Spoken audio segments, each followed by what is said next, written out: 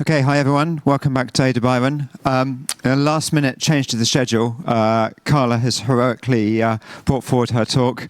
She's going to talk to us about untraceable messaging. I'll get out of the way of her slides. Please welcome Carla to the stage.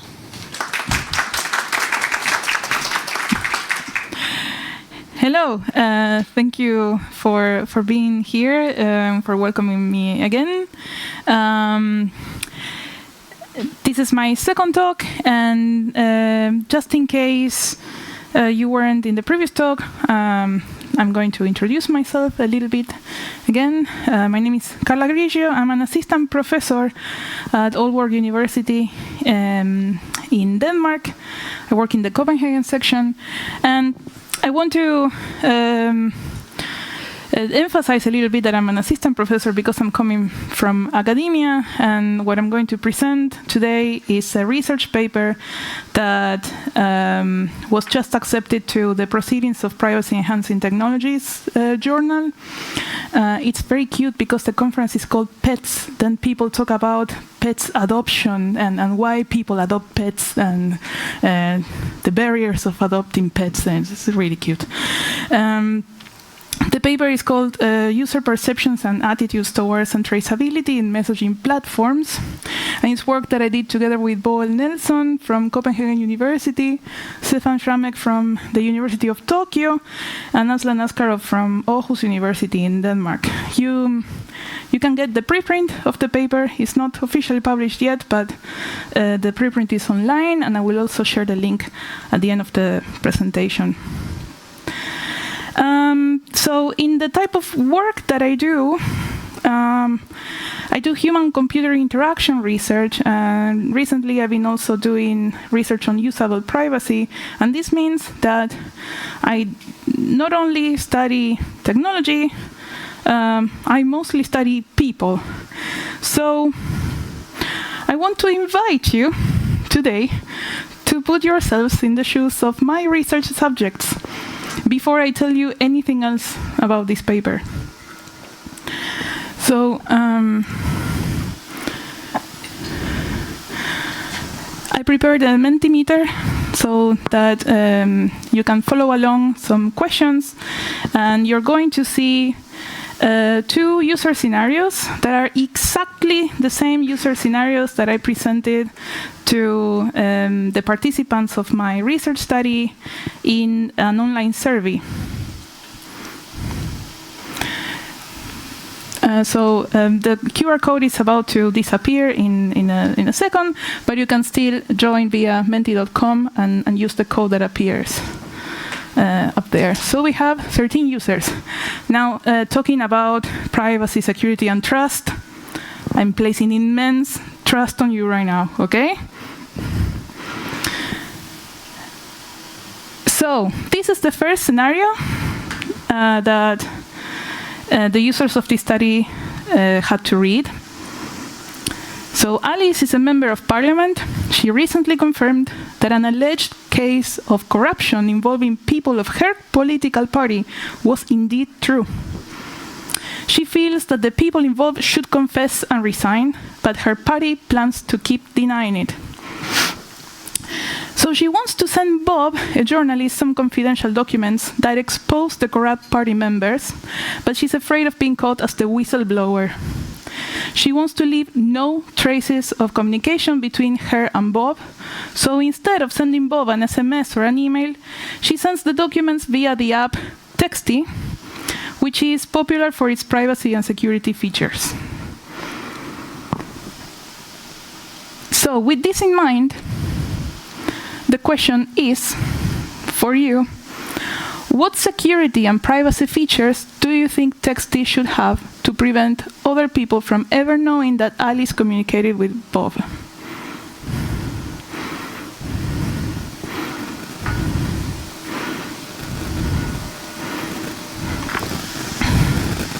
Do you see an input to respond? Yeah? Great. Okay. Sealed sender, anonymous IDs. There should be no way of knowing what either Alice or Bob ever used the app. Yeah. End-to-end encryption, ephemeral messages and no-log encryption, metadata encryption. No link to identifier. Anonymity, full end-to-end encryption, no plain text transmission of metadata. Let me get rid of the QR code now. End-to-end encryption, no metadata. No requirement to link with external identifiers. Print and give the doc by hand. Pseudonymous ID. Zero knowledge encryption, zero acknowledgement, encryption, decentralized. P2P. P2P as in peer-to-peer communication or point-to-point encryption. Okay, no, let's keep your anonymity. Okay, thank you so much. I am hoping that some of you are already saying like, that's different to what I thought. There are different perspectives on how to answer this question. Let me see what else is coming up. No logs, obfuscated user IDs, no 3P IDs, no trace that media was sent, no trace that Alice and Bob did communicate, no trace if somebody hacks Alice's computer.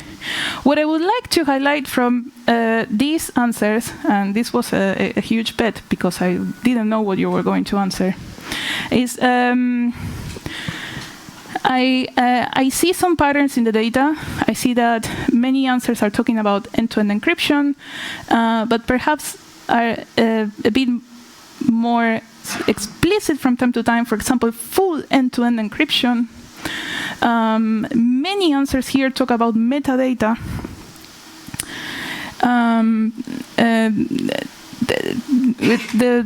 There are answers talking about links to external identifiers, pseudonymous IDs. I would say that all of these answers are demonstrating some technical knowledge. But we did this study with average users that we recruited via the Prolific platform. So I would like to invite you to keep these answers in mind for comparing it with the results that we actually got. Now, there is a second scenario. There are two suspected criminals who claim that they don't know each other and have never been in touch, but the police suspect that they communicated electronically to organize the crime. The forensic team is trying to find communication records between them, and they think they communicated via the app Chatty, which is popular for its privacy and security features. Yes, Texty and Chatty are my Alice and Bob. So the question now is, what security and privacy features do you think would obstruct the police from proving that the criminals communicated with each other using Chatty? Your turn.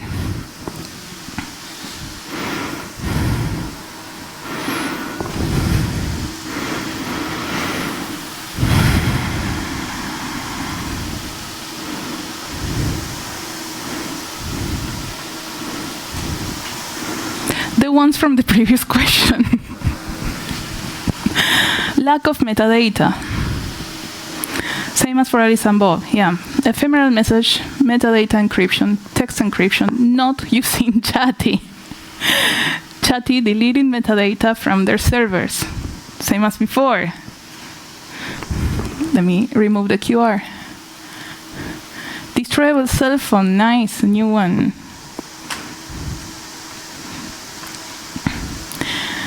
Great. I think, yeah, zero logs on server. Yes, disappearing messages on client side. App Store removes app download records. Self-destructing phones. VPNs. Burner phones. Cool. I find it a little bit interesting that now we are talking about criminals, so burner phones appear into the picture. So we can also start seeing some patterns in these answers, and it makes a lot of sense to think that the same technologies that would help Alice and Bob would also obstruct the police work. So in the survey, what we wanted to know was not just what kind of features would people think as useful tools for these scenarios. We also wanted them to reflect about the trade-offs between these technologies, because the same technologies that can be used for good can also be used for bad when they respond to these scenarios. So thank you so much for your brilliant participation. As I was just saying, these were not the only questions that we asked to participants. We also included other questions to help them reflect about these trade-offs. One of those questions, for example, was, in your opinion, should all messaging apps have the security and privacy features you suggested for Texty? Explain why or why not. And after the second scenario, we asked, in your opinion, should the security and privacy features you mentioned be banned from all messaging apps? Explain why not. So we were trying to extract, like, what are their feelings about this idea of preventing third parties from knowing who communicates with whom. So the results that I'm going to show correspond to answers from 189 participants recruited via Prolific. It's a recruitment platform for research studies from the UK. So most participants came from the UK, but other participants also came from Spain, Germany, the United States, France, and Ireland. And the requirement for participation was just that they used any messaging app. So what do we mean by untraceability? Going back to the title of this talk. So in the context of messaging platforms, we defined untraceability as the conceptual goal of preventing third parties from knowing who communicates with whom. This goes beyond protecting the content of the communication, and we are trying to place emphasis in keeping the fact that two people communicated with each other stays confidential. So to better understand this, we can also talk about what's the difference with end-to-end encryption. So end-to-end encryption is a specific cryptographic approach to protecting the contents of communication from attackers that could intercept a message. For example, an attacker could be the company behind the platform or network observers.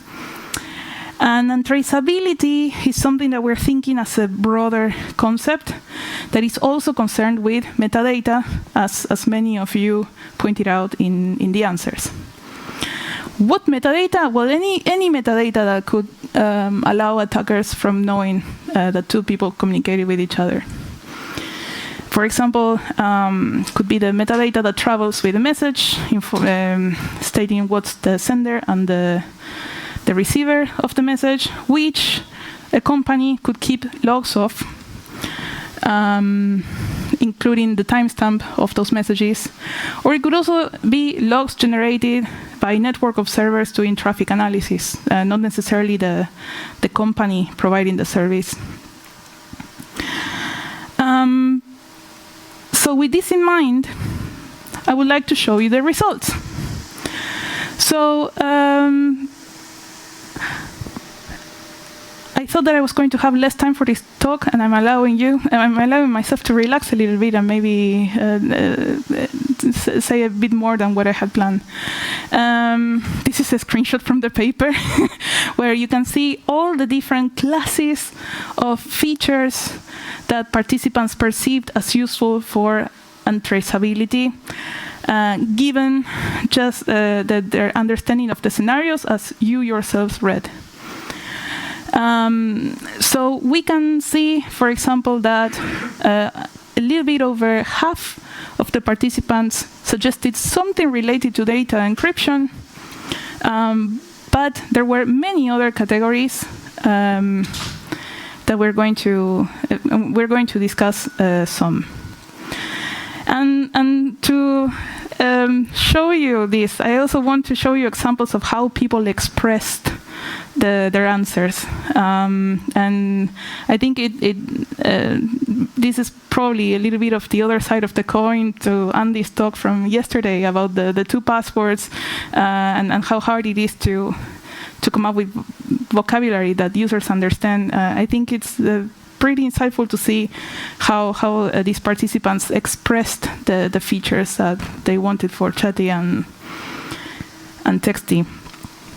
One participant said, a good feature that Texty might have would be to be able to encrypt the content of the documents before sending them so that, if intercepted by a third party, they wouldn't be able to read or understand it.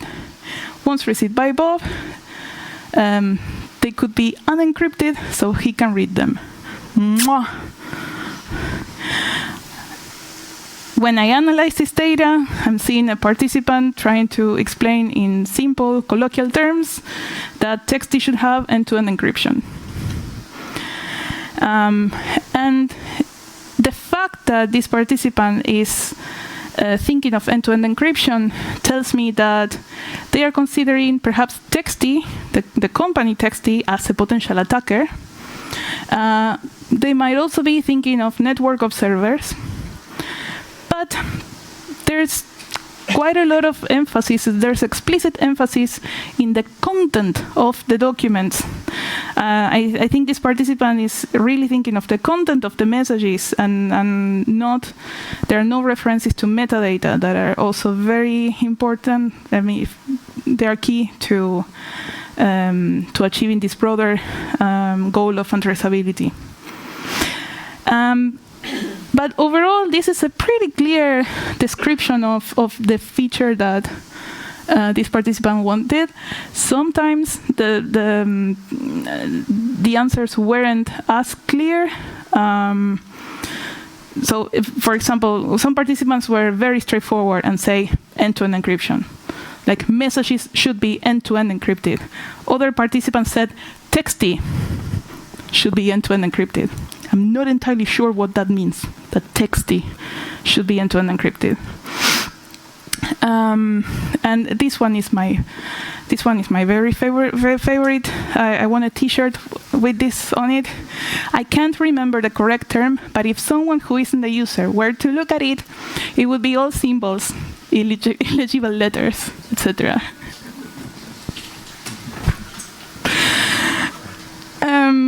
I think that this person is talking about some form of encryption. I can't tell if they're thinking about end-to-end encryption, like less alone. I can't really even imagine what kind of protocol they might be thinking. One that turns messages into symbols and illegible letters. But perhaps when we think about attackers, then we have to guess a little bit. Because we don't know if this is end-to-end encryption or maybe something more like TLS, on the side of TLS. But there's still some emphasis on encrypting the content of the data. I think this person might be mostly thinking in terms of the content of the data. Now, let's move on to a pretty... so you also answered features related to deletion. And we found this pretty interesting because we came to this study with our own biases. The backstage story of this paper is that some of my collaborators were working on their own protocol for untraceable messaging. It's called Denim. You can, like as in deniable IM, but Denim sounds pretty cute. So you can look it up, or I can point to you towards it later. And they were designing this protocol to protect users against traffic analysis. So for my collaborators, when they were talking about untraceability, they were talking about metadata coming from the traffic of messages, metadata that someone observes, like following HTTP messages going back and forth, and very sophisticated analysis to find patterns in who communicates with whom. When I heard the word metadata for the first time, I immediately thought of the server of the company logging the sender, receiver, and timestamp. But we were both thinking of attackers as potential attackers of network observers or the company itself. And when you think about message deletion, then perhaps a new attacker could be someone that gets access to a user's chat history. And this could be like an attacker that gets access to their account or their physical phone. Or it could be the receiver themselves that give their phone to someone else or forward a message. So we found it very interesting that people were proposing self-destructing messages, a way of clearing the history of messages sent between people, and even within all these proposals of message deletion, there were differences in how people express this. Some people talked about self-destructing messages also in terms of auto-destruction chats, temporal messages. The word traces also came up a lot, although we are not entirely sure if those traces include metadata or they are just referring to the contents of the message. And what I find the most insightful is a class of features that talk about hiding, identifying attributes from the communication partners themselves. So some examples of this question, of these answers, where communication should be completely anonymous, so no names are attached to the chat messages. No real names used, not even pseudonymized, but really anonymous. A feature where you can change your username to remain anonymous. And so we see this concept of anonymity coming up a lot. I am not sure if what they mean by anonymous is the same as what some of you meant by anonymous when you were, or pseudonymous when you were posting it on the on Mentimeter. Here again, we could think that they are assuming that the attacker is someone that gets access to a user's chat history, so they don't want them to see personal information about the sender. But we could also detect that there is a bit of a rationale that says that if the intended receiver of the message cannot see who sent the message, neither can the company, or neither can network observers. So it feels a little bit like they're thinking of how to hide, how to be anonymous to the receiver of the message, not how to be anonymous in a traffic analysis context, or how to be anonymous to the company providing the service. So for me, the word anonymous here is a pretty big red flag. And this was 38 of participants suggesting some form of anonymity in the first scenario and 20% in the second one. It's a pretty big number. So I was going to skip it, but I think it's interesting to point of other features that people came up with. For example, disabling screenshots.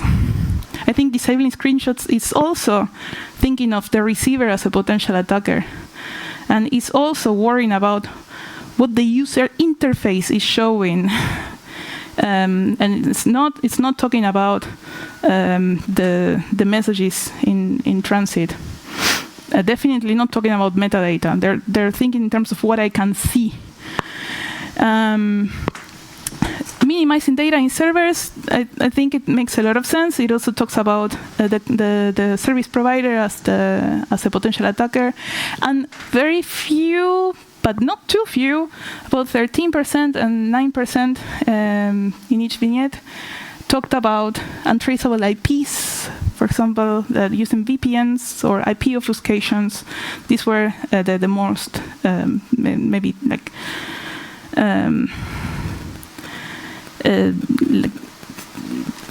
tech-savvy answers, let's say. So this is to give you an overview of how we could infer what kinds of attackers people were considering for the scenarios that we presented. But overall, we don't see that metadata is really at the top of their heads.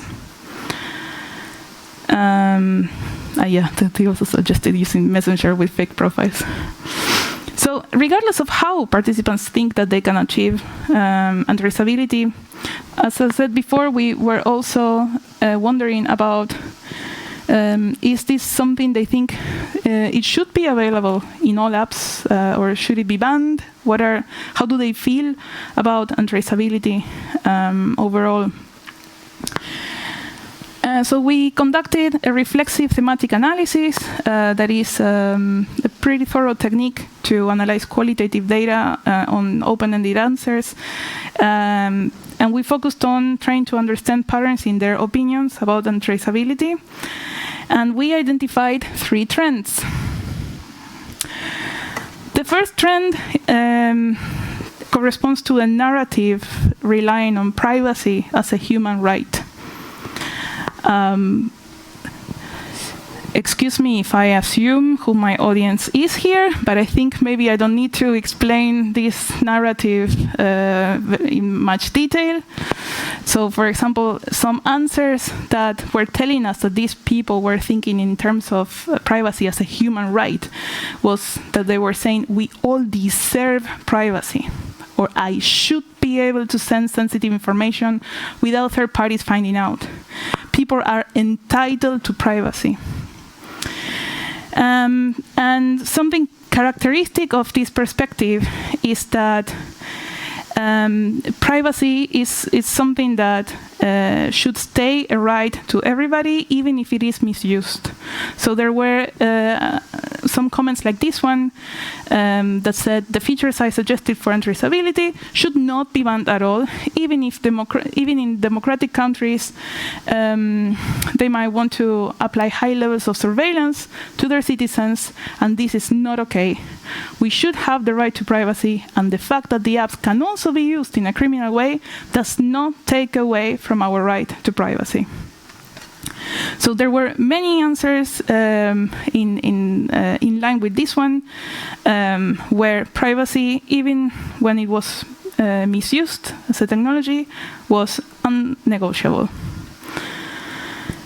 On the other hand, there was another narrative that was screaming, safety comes first. And this is what we call the safety fundamentalists. Some opinions or things that people said aligning with this narrative were that yes, there are risks to the features that they proposed, like bullying, blackmail, sharing of confidential images, affairs. Yes, I think that the features I suggested should be banned. So much bad stuff is going on using these apps: child pornography, people trafficking, drug trafficking, and more. And unlike the privacy fundamentalists, these people were placing the blame on these problems on the technology. And we could read this in the way that they phrased opinions like this one. I think it leads to freedom to cyberbully. Or these features create environments where people can feel indestructible in regards to talking about illegal and harmful things. We also noticed a big, nothing to hide attitude. There were many answers stating that they had nothing to hide, and if you really needed privacy, it was because you were doing something wrong. For example, I always think it's a bit suspicious, Dixit, when someone is too worried about their online life. I think that when you don't have anything to hide, you don't need to be scared or worry about it. This privacy thing, in the end, only helps the so-called bad guys. And something else that I would like to highlight about the worries of the safety fundamentalists relates to what I was talking about before about anonymity. Imagine that people did think that anonymous messages, in terms of, like, I'm even anonymous to the receiver of the message, those were the features that they were judging. So, of course, they came up with these worries. I think being able to send fully anonymous messages is quite scary, because I assume they also cannot be blocked. It would be very scary for victims of stalking, etc., to receive these messages. I agree, if that's what you understand by anonymity. Someone could be talking to someone they think they know, but in reality they are someone completely different. This could result in many crimes, such as pedophilia or fraud. So I bring these examples up because I think it's so interesting to see how the same words can mean something so different depending on what are the lenses that you have on. So these people are really concerned with online safety. They see the word anonymous, and from their best of their understanding, these are the concerns that come up. But someone like that falls more in the privacy fundamentalist category, perhaps is someone that is also a bit more tech savvy, then is more used to hearing about anonymity in terms of, I want to be anonymous for traffic analysis attackers, or I want to be anonymous to companies, not from the people that I'm talking to. And this is something that I added 2 seconds before starting the presentation. There is a third category that is people that perhaps are trying their best to have the best of both worlds. There's this narrative that we're calling, I'm also all for privacy, but, and we call these users the optimists. These are users that, in general, align with privacy fundamentalists, but they also care about accountability. Then they propose, for example, that privacy technologies should have exceptions. The privacy should be penetrable by law enforcement, but not to the everyday user. They are thinking of privacy in terms of they're putting conditions on when privacy should be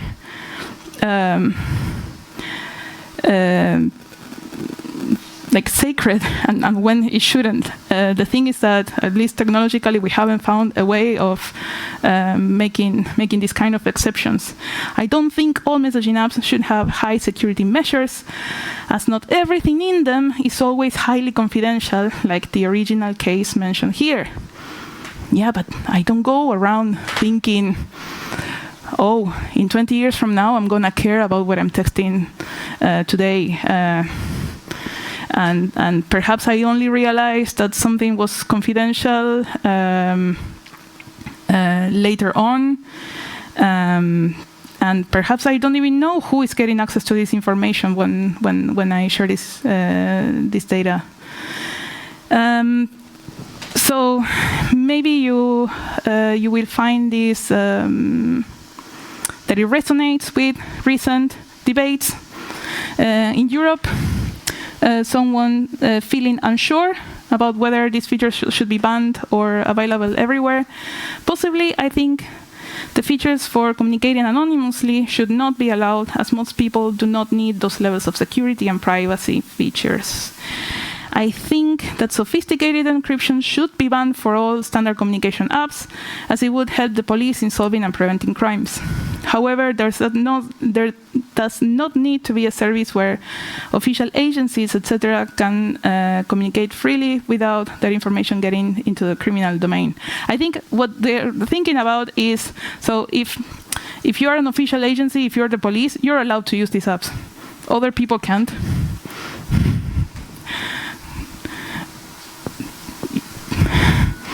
Yeah, it sounds a little bit naive. This is why we are calling them the optimists. So these narratives, however, aren't talking about features for untraceability at all. Nobody is really talking about, they're not explicitly talking about keeping the fact that a communication happened confidential. They're not even talking about the word traces anymore. They're not, of course, not talking about metadata anymore. I think they are talking about their underlying values about privacy or about accountability. From the moment that we asked them about their opinions on the features they suggested themselves, it's like they turned their feature logic off and started talking about their general opinions on privacy and online safety. So going back to the talk title, how do users feel about untraceability? Well, perhaps the same way that they may feel about privacy in general. And I think this is a pretty important takeaway for when someone is designing a new type of privacy-enhancing technology. If you're thinking about how your users are going to adopt it or how they're going to welcome it, perhaps it's not too much about that new feature. Perhaps it's very much about their underlying values about privacy versus online safety. So, how is this useful for designers of messaging apps? I think we should explore this in much more detail with concrete design guidelines, for example, and maybe more specific studies. But here are some intuitions for now. So when describing privacy and safety features, I think it's very important to know your audience so that your message resonates with the values that they care about. So if you talk about protecting against mass surveillance, privacy fundamentalists will love it, but safety fundamentalists may understand surveillance as a way of detecting bad guys, so they feel safer when they are surveilled. And I think this was a very eye-opening thing for me with this study, that some people actually want a form of surveillance.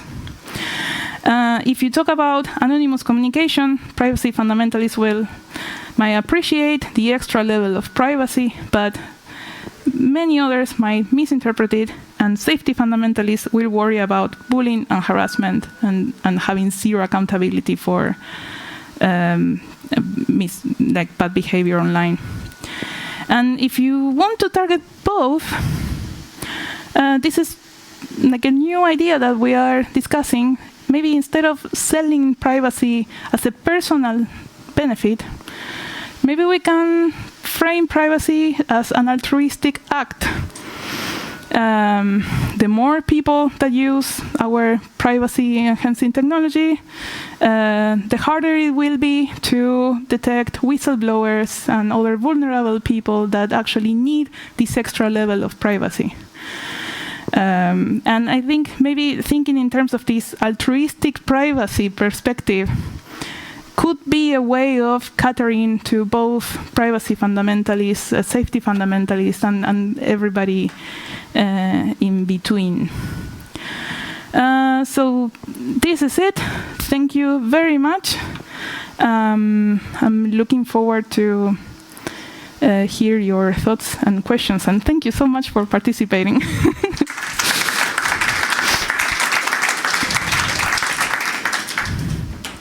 Carla, thank you so much for that. That was really fascinating. I'm sure lots of other people found it interesting too.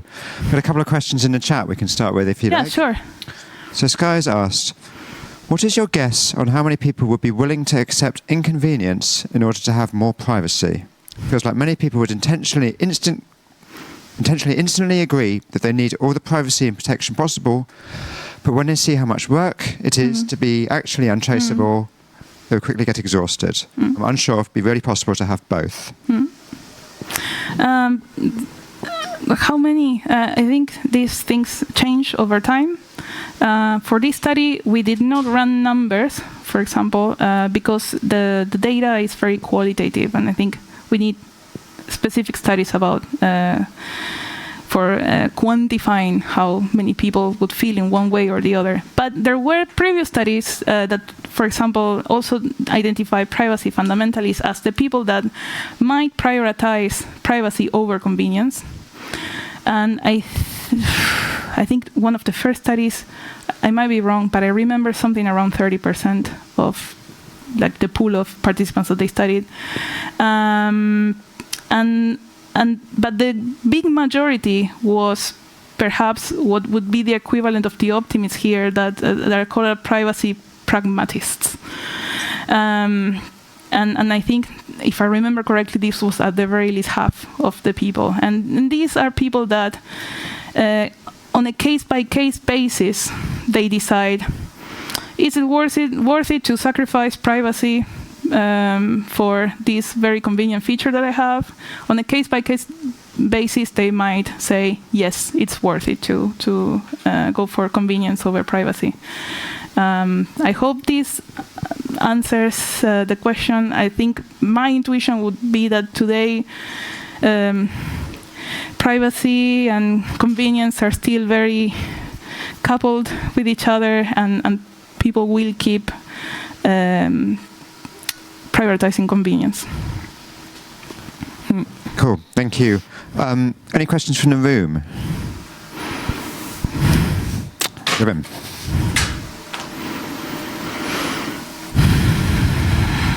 Thanks. I enjoyed the talk. As a former academic, I appreciate studies. Can you talk a little bit about, or do you know, the demographics of the survey participants? Are they, you alluded to them being regular users, but there were some fairly, I think, advanced concepts mentioned in the responses. So I was just curious. Yeah. Unfortunately, we didn't ask, for example, any questions that could actually let us assess how tech-savvy they were. The survey was pretty long. We mostly relied on the demographics that we got from Prolific instead of asking extra questions. So we know a little bit about, for example, whether they were unemployed or full-time employed, things like that. I don't remember exactly the numbers, but they are on the paper. But specifically about how much knowledge they have about the technical aspects of privacy, we didn't ask directly. We are maybe seeing traces of that in the answers themselves. Okay, thank you. Cool. I'll take another question from the chat. VGT asks, how much do you think zero-knowledge-based cryptography influences privacy? Is it worth implementing considering more user inconvenience? I think I should know a little bit more about zero-knowledge cryptography to really answer this. I guess it speaks to... What do you think? I don't know, but maybe you can ask a broader question of, do you think there is a path towards reducing the friction for privacy features to make it easier for everyone to use?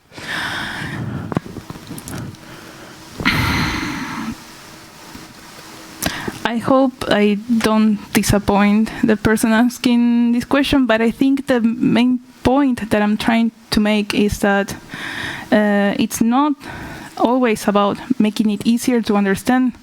Even if it was the easiest to understand, people might care about something else.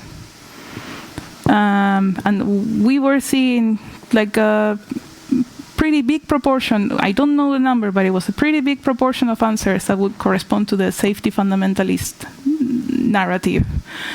I don't think that these people would not choose strong privacy guarantees because of convenience.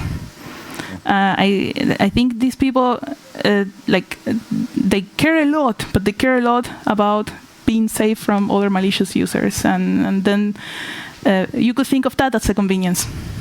That's what they're trading individual privacy for. So yeah, I think my complex answer is I think it's not about making it easier to understand. It's about something else. Yeah. So the answer to the question might be, even if your new encryption standards introduce more friction, then people might. That's not the thing that's going to stop people adopting it. Yeah, there are other types of frictions. Yeah. Yes. Yeah. Good.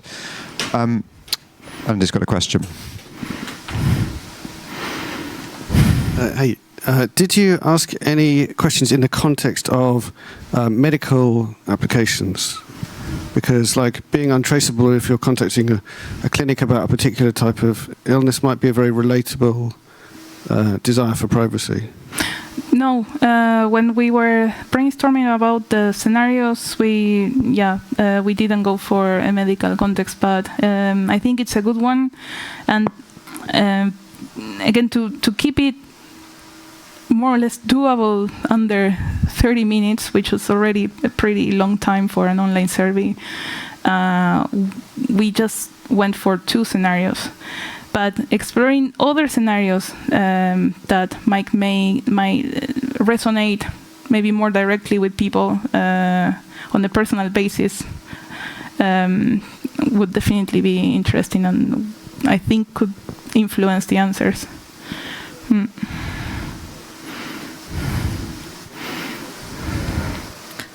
Thank you, Carla, for yet another fantastic talk.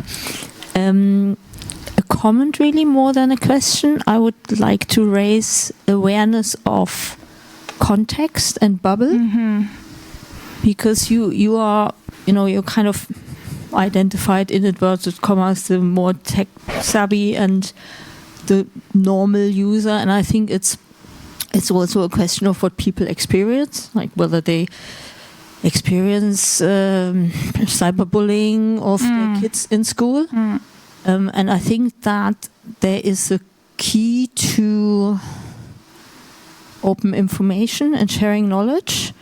And I think that the dangers of misuse of information what does it mean to have metadata, and what can really, it's this issue of like, if you've got nothing to hide, but what can really, the idea of like you're not getting any credit from a bank because you happen to live in an area where a lot of people are unemployed or something. I think that the normal people might not have an awareness of what you can do, what are the effects of collecting metadata and big data.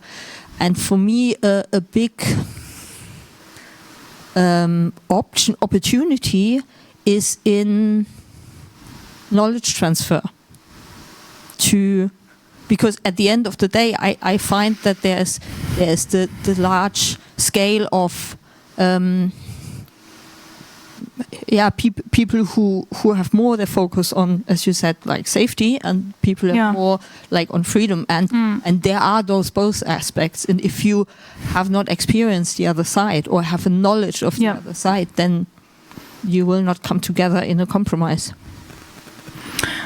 I think it's a very good point, and it reminds me a little bit of this new concept that we're playing with that we call altruistic privacy, because that would imply a lot of like education and or what you're calling knowledge transfer in perhaps, for example, letting people know about how health insurance companies could learn about how often do you talk with your doctor if they had access to metadata, and perhaps you are not in a vulnerable position to care about it, but it's a big deal for other people. So if we are going to care about the safety of others, well, privacy is also an aspect of safety, but there needs to be a lot more education about this. Yeah.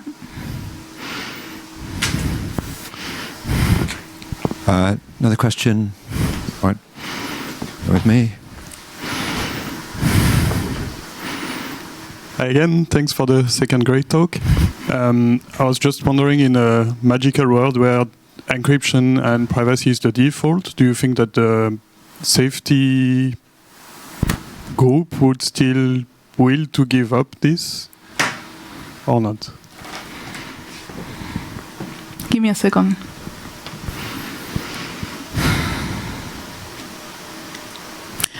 You're making me think of the recent debates around chat control. Are we all more or less aware of? Yeah.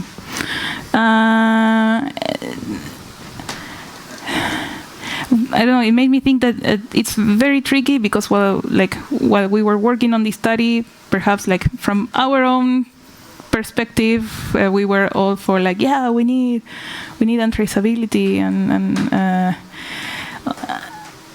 and on the other hand, you see how many countries in the EU are pushing for this idea of having client-side scanning, which they claim doesn't break end-to-end encryption, but come on.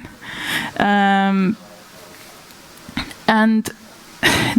what they are seeking are ways to detect child abuse behavior, for example, and in the future it could be for other types of threats or dangers related to defense. And in that context, it's like you see people that are really caring. There's a very strong safety fundamentalist narrative in that, falling into optimistic solutions. And I would have to say that if I have to choose between preserving only end-to-end encryption and forgetting about untraceable metadata versus chat control, it's like, yeah, well, let's keep end-to-end encryption protecting just the contents, and the metadata battle is a future challenge. I don't know if this maybe somehow answers your question. Yeah. Okay, we'll take one more question from the chat, and then I think we'll wrap up. Another question from BGT. We're talking about privacy versus safety, but what about privacy versus security? After all, the more security is required, the more we need centralized choke points. For example, if you want security from malware, you need to pass your files through an antivirus, which may collect your data for other means than just scanning your file. How should that be balanced?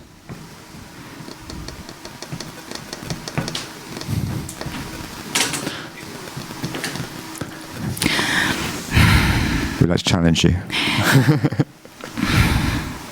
Yeah, I'm not sure, but it also makes me think that. So I don't know if you noticed in the questions that you had to answer, there was a bit of an umbrella talking about privacy and security features, because I don't think that the distinction is always very clear, and I think questions like these are quite exceptional, where someone contrast privacy and security instead of privacy and safety.